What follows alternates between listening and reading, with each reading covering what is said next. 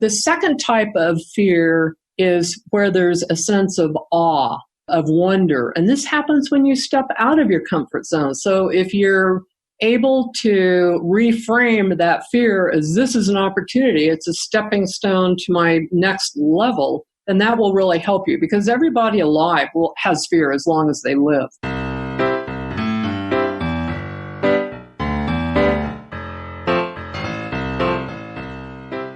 This episode is brought to you in part by Sales Success Summit. If you're a sales rep and you're looking for ways to improve your skills, you want to learn from the top 1% of sellers, you need to attend Sales Success Summit. The event is held this year, October 14th through 15th in Austin, Texas. To find more information, visit the show notes or go to top1summit.com. Again, top1summit.com. This episode is also brought to you in part by TSE Certified Sales Training Program. Learn how to find more ideal customers, build stronger value, close more deals. There are 12 modules available in the program. The first 2 modules are absolutely free. Test them out for yourself. Go to thesalesevangelist.com/free course.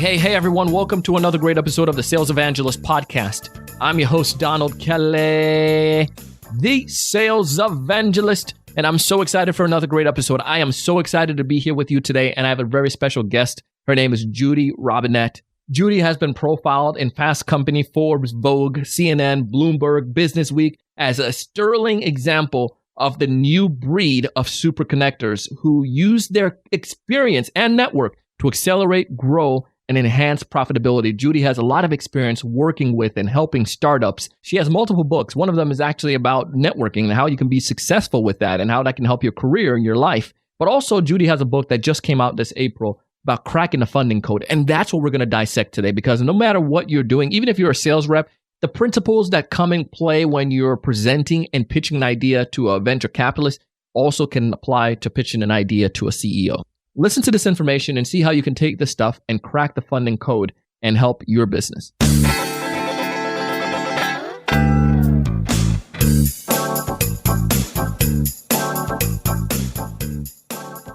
Welcome to the show, Judy. Thank you. I'm excited to be here. Oh, I'm excited to have you because today we're going to learn how to crack the code. We're going to learn to figure out what do these wonderful venture capitalists, these investors, those individuals want, and how we can go about doing so. And I think there's a lot that comes back down to fundamental selling principles from that we often overlook. But before we dive into all the fun stuff, Judy, why don't you tell us a little bit more about you and what you do? Yeah, so I sit on VC boards. I'm an advisor to Springboard, which is an incubator that helps women founders. And we've had 19 IPOs, 165 strategic sales. I give speeches around the world, love to educate people and meet entrepreneurs and help them with connections. So I ended up never planned on writing a book, but I wrote, How to Be a Power Connector, that became a bestseller listed by Inc. in 2014. And then this year in February, I published How to Crack the Funding Code, How Investors Think and What They Need to Hear to Fund Your Startup. So, I started life as a social worker, ended up in the Fortune 50 corporations, was giving a speech at MIT. Somebody handed me a newspaper that had an article on how to become financially independent in America. And there were 5 ways: be a doctor, a lawyer, inherit it, or marry it. And I thought, wow, those are out. And number 5 was start a business. And I thought, start a business, how hard could it be? And I got a $1.3 million SBA loan, and dumb me did a franchise restaurant, and at one point thought I was going bankrupt. Turned it around, sold it. Then I worked with an unknown company out of Park City called Skull Candy when they were broke, had about $250,000 in revenue, helped them with their funding and building some credibility because the founder had been bankrupt a few times. And become enamored with startups, became an investor myself, was a managing director at Golden Seeds. So that's probably more than you wanted to know. No, that is awesome, man. That's pretty neat there. And congratulations on what you're doing and some of the great success that you're seeing there. I think Thank you. It's awesome. that you're focused on helping so many entrepreneurs and helping individuals to step up their game. But let's talk about this, about why did you write this book per se, the Cracking the Funding Code? I wrote it, Don, because I was kind of heartbroken going around the United States and meeting just great entrepreneurs. Didn't understand the facts. Number one, there's no lack of money out there. There's 318 trillion of private global wealth. They didn't understand the players, that angels, family offices, private equity are all investing in startups. And so are sovereign wealth funds, which manage 8 trillion, which is 10% of the global GDP. And then finally, I wanted to make an easy to follow roadmap of not only how you find the investors, how you pitch the investors. And the appendix has, term sheets and actual pitch decks in it and lots of other research information. So I really did it to kind of educate the people because I believe entrepreneurs change the world. They sure do. And I think that's where a lot of people miss the mark, right? Where they don't realize that you got to take risk. And these entrepreneurs, they take an educated risk that can make that happen. And but you got to know what you got to do. Sometimes you don't know. Like for instance, when you first did that food franchise, right? You made some mistakes there, but it sure taught you a lot for the next go around, right? Oh my gosh. Yeah. I mean, honestly, I went terrified to a bankruptcy attorney, just shaking. I was so scared. And he looked at my financials and he said, "You're not even close." And I said, "But I'm broke." And he said, "Listen, they can break you, but they can't eat you." Yeah. And that was the best lesson I learned. Kick fear to the curb and understand that there's no lack of resources in the world, but they're all connected to human beings. They write the checks, know the deals, but you're absolutely right. Sales are critical in finding and catching those investors, plus finding and catching customers. I once had a VC say to me, "If you can't figure out how to get to me, you can't figure out how to find a customer." Ooh. That's awesome. We're going to put that one in a show note as a click to tweet or something. Yeah. So one of the first chapters you talk about in the book is the funding mindset. What do you mean by the funding mindset, and how do we go about getting that?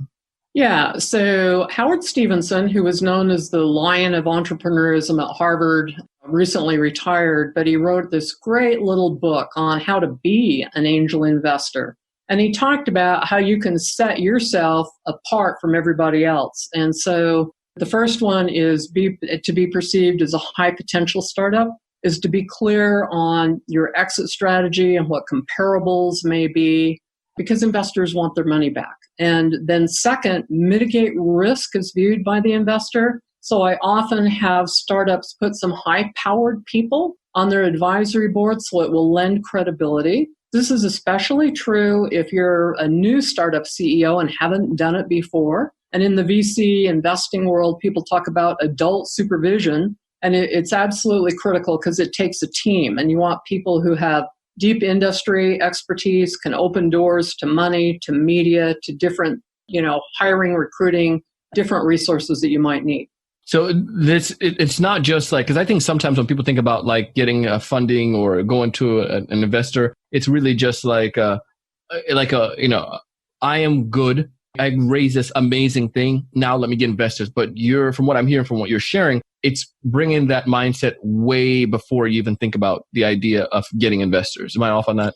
No, you're absolutely right. And, some of the common mistakes that I see people make is when they do the pitch, they'll focus on the technology, go through great detail, and that's the problem you're solving, and your solution are the last things that are looked at on a slide deck. And I'll just tell you, the average amount of time that people look at a slide is 11 seconds. But they look at that financial slide for 23 minutes or 23 seconds. And I can get you the data. This was research that was done at Harvard. And so you need to understand that the customer right now for you is that investor in front of you. And what is it they're looking for? Number one, a team that can execute. Two, a big enough market, the total addressable market, TAM we call. And they do like to see $1 billion because they like to get a good return. You need to figure out how you're going to get to the go-to-market strategy, who your competition is,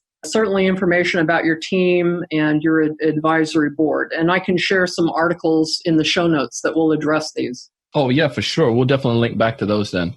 Big fan of that. I love that idea. So we have the mindset. we know what some of those things to do. You talk about the 3 C's. Do you mind sharing some of those 3 C's? And guys, I'm telling you, we're going to link back to her book in the show notes because there's too many great insights here that we can't cover all of them. Thanks. So yes, the 3 C's. So not only are they investing in your company, they're investing in you. So Arthur Rock, who was the first VC, started the industry in Silicon Valley. He would use the example of if somebody brings me a B product, but an A team, or an absolute knock it out of the park product, but a B team, I'll always go with the A team. So they're investing in you. Your team has to be able to execute. So you need to realize that. And so the first C is you need to be coachable. So I'll have people that, once in a while they'll do their pitch and I'll ask who their advisory board is, and they'll basically kind of come across as a know-it-all, arrogant, they don't need people. That will get you sent out the door quicker than anything because it shows you can't learn. And we all have that blind spot of not knowing what we don't know. So it's important to come across as coachable. If somebody asks you something you don't know, you just say, I don't know, I'll get back to you. So show you're coachable. The second one is having a level of confidence. And this fits in with the sales that you were talking about because you have to be confident to pitch. You're literally selling your concept, your company, how you're going to grow it to these investors. So you have to have a level of confidence. And then the third is character. And again, Howard Stevenson said in his book, the first time I hear an exaggeration or a half-truth, I run, not walk, I will lose all my money. So they're really looking at your character in a substantial way.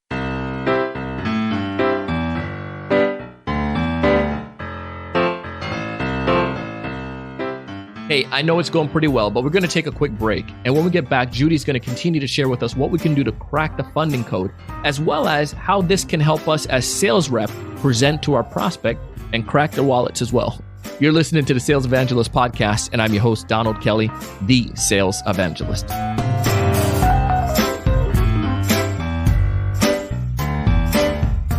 This episode is brought to you in part by Sales Success Summit. This is an event put on by my friend Scott Ingram in Austin, Texas this year, October 14th through the 15th.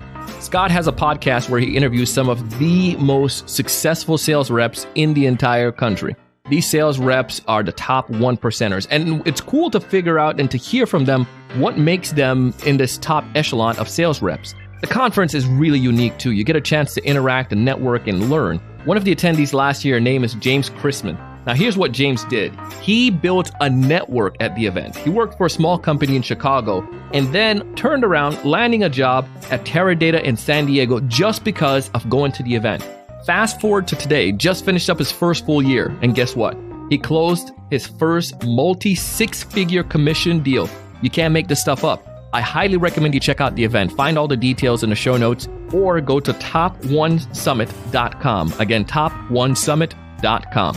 This episode is also brought to you in part by TSE Certified Sales Training Program. When I was a young sales rep and I had a difficult time closing the deal, a horrible time interacting with strong, confident buyers or just didn't know what questions to ask, I went through a training program and then I learned all the fundamentals and it was like magic. All of a sudden, the planets aligned and my performance went out the roof. I started to close some pretty decent sized deal, making some good money. And this is why I created TSE Certified Sales Training Program. I know that there are sellers out there, sales reps who are struggling at times, don't know what to do. Management probably don't have time to train them. Take part in TSE Certified Sales Training Program. We have the first 2 modules open for free. You can check it out. If you like it, you can get the other 10 modules, and we would love to have you join us for our group discussions each week. Find all the details by going back to the show notes or simply going to thesalesevangelist.com/free course. Again, thesalesevangelist.com/free course.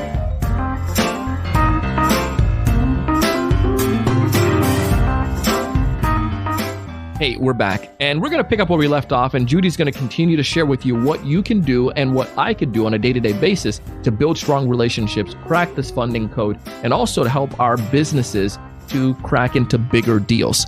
Check it out.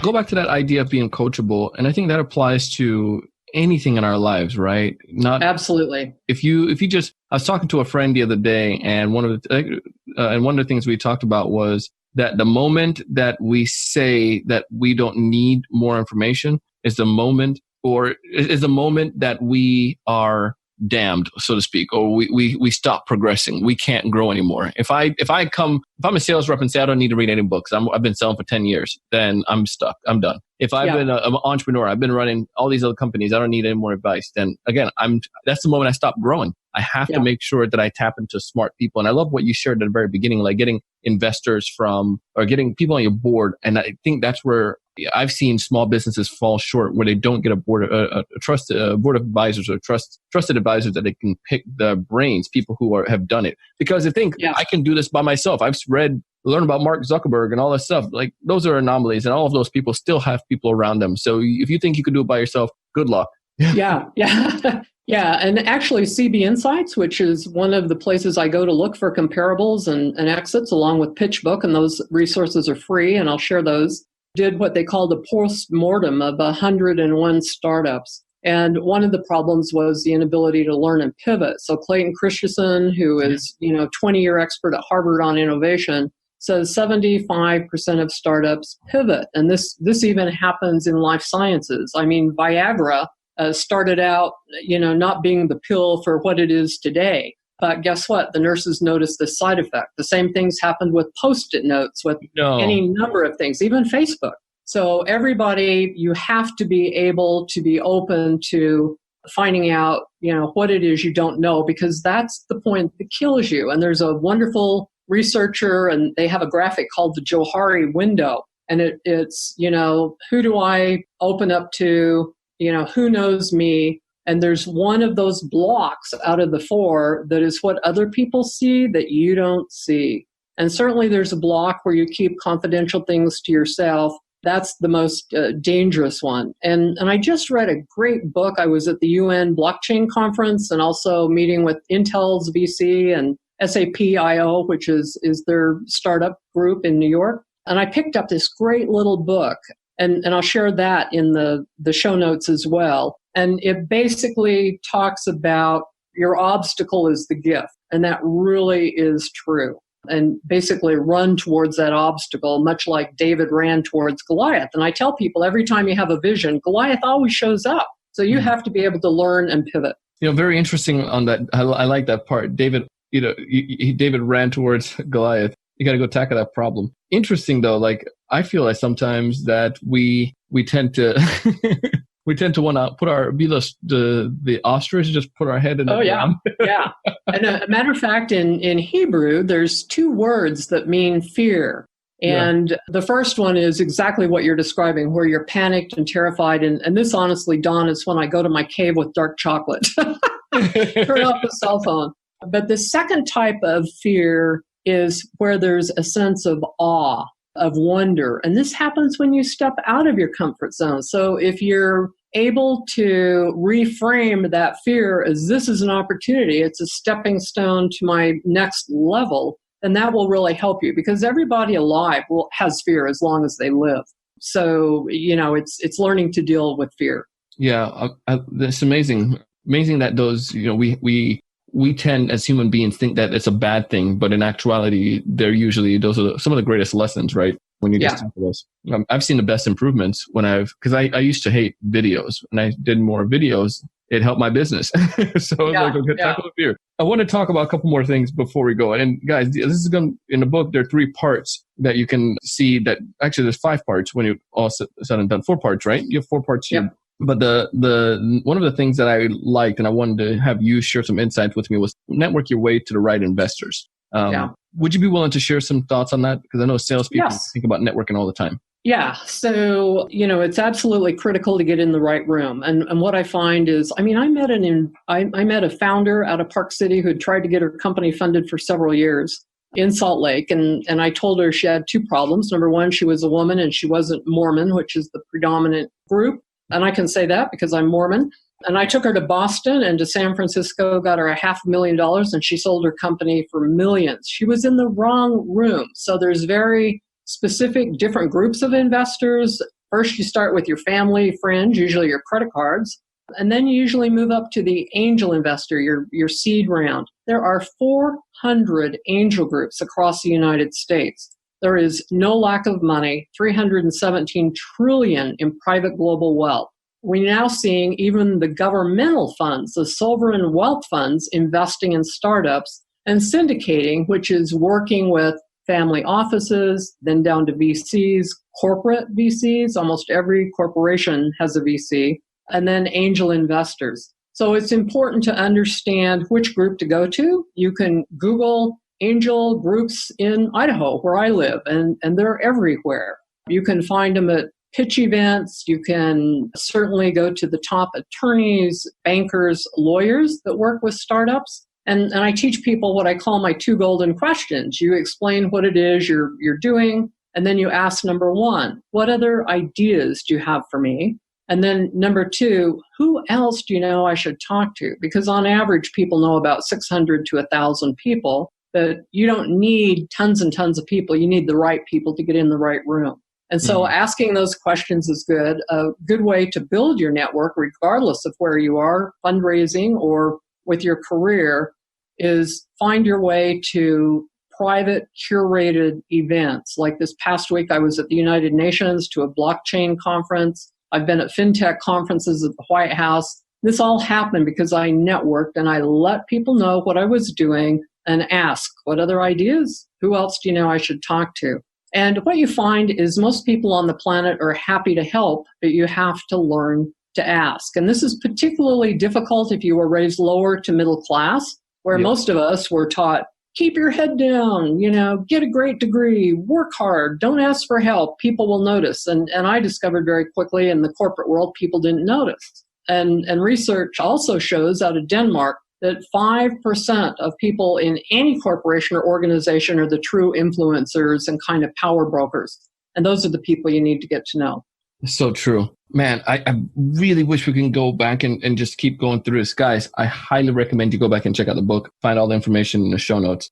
Delivering a compelling pitch. That's the last one I'm going to bug you on today. What are the secrets to creating and delivering a compelling pitch? Well, you don't read your pitch deck. You only have 10 to 12 pitches. You don't have any font that's less than, 30. And I'll provide that information, but you need to have a concise, compelling narrative. So last month I was on a panel at SAP's VC, and the speaker after me, much after my delight, was Dick Wilson. He's arguably one of the best VCs in the world. He's had $1 billion exit every year for the past 5 years. And they asked him that question, and he said, be concise and be compelling and have passion.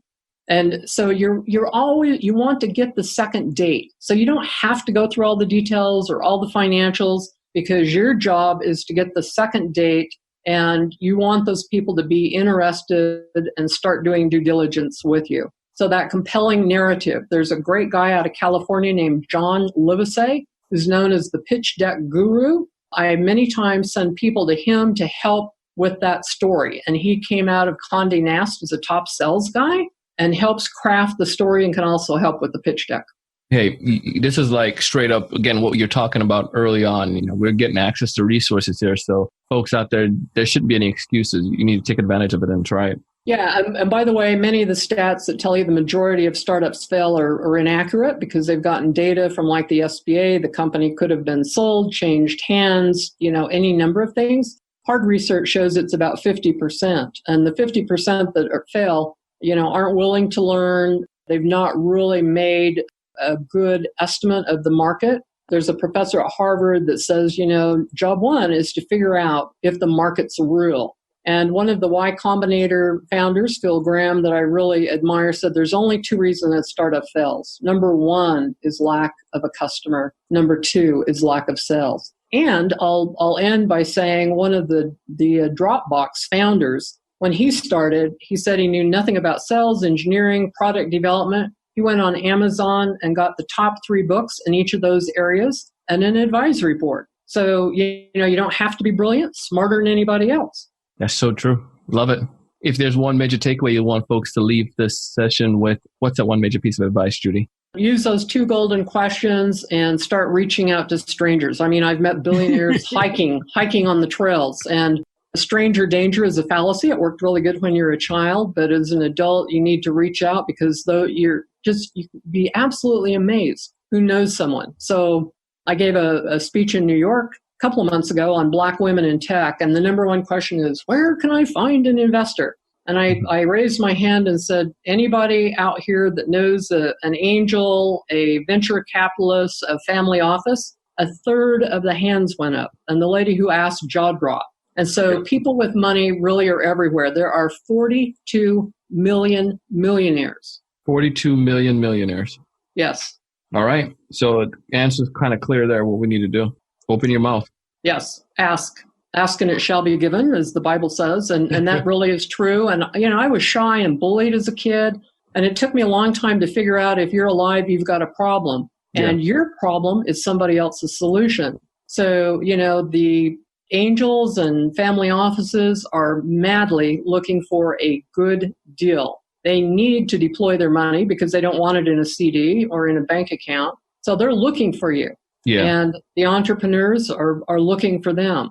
And so, just a little legwork and some networking can get you in front of anybody. I'd also tell you to go to the National Venture Capital Association and the National Angel Association. They have lists of everybody. You can go look at the New York Angels. They have a list of what they want to see in the pitch deck, how the application process works. I mean, do your homework. Also do your due diligence on the investor. You can get out of a bad marriage. It's really hard to get out of an equity partnership deal. And there's, 5% of people out there are bad actors. I call it the dark triad: narcissistic, Machiavellian, sociopaths. Yeah. So, Oprah says when someone shows you who they are, believe them the first time. So if somebody's a jerk to you, or they say, happy to fund you when you get a little more traction, that's a no. And you just say next. You want people who you can trust with your future and with your back. Oh, yeah. So darn true. Love it. Love it. Well, if folks out there want to get in touch with you, what's the best way for them to connect with you? I'm on LinkedIn. My email is judy@judyrobinett.com, and there's no E on the end of Robinett. Happy to help if I can. Well, Judy, thank you so much for taking the time to come on the show today. We appreciate you, and we'll go ahead and link all the stuff back in the show notes. Thank you again. Okay. Thank you.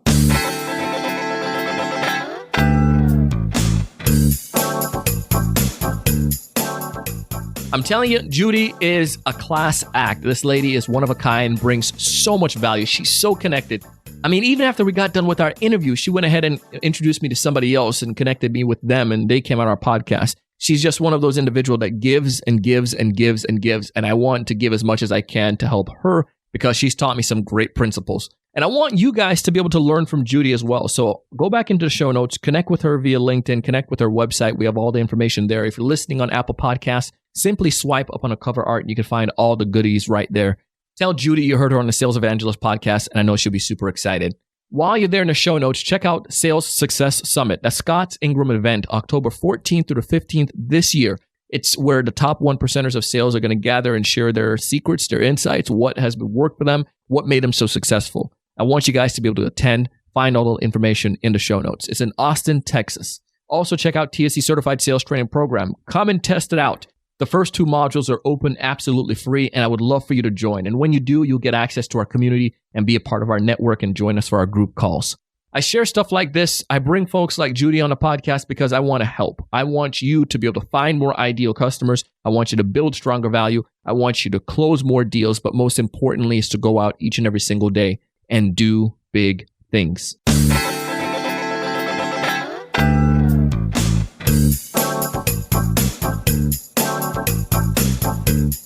Hey, listen, I hope you enjoyed the episode today as much as I did. And if so, I ask that you go ahead and leave us a rating and review on Apple Podcasts, Google Podcasts, Spotify, Stitcher, iHeartRadio, or wherever you listen to fine podcasts. It goes a long way. This is my birthday month, man. And if I could get some more of you leaving your testimonial about how you love the show, that'll make me feel really happy. It would be an awesome birthday gift. And to top it off, I'm going to pick a few of them and read them on one of our upcoming episodes. How about that? I appreciate you. Our show today was produced by myself and the Sales Podcast Network. It was edited and mixed together by the one and only Jershino Bale. Our guest correspondent is May Marr. Our amazing artworks are created by Dessen. Our show note were created by Rael. And our podcast production manager is Mrs. Shannon Rasmussen. You can find audio credits in each of our show notes. And as always, I am your host, your coach, your mentor, your guide down the sales journey, Mr. Donald C. Kelly, the sales evangelist.